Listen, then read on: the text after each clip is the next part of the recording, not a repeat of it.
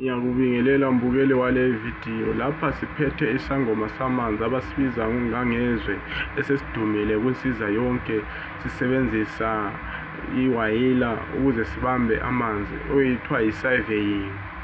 Lesi sangoma samanzi sisebenzisa ubungcwethi bayo bewayila, siyakhona ukutshengisa ukuthi amanzi akusiphi isibanga somhlabathi njalo engabe maningi ungakanani.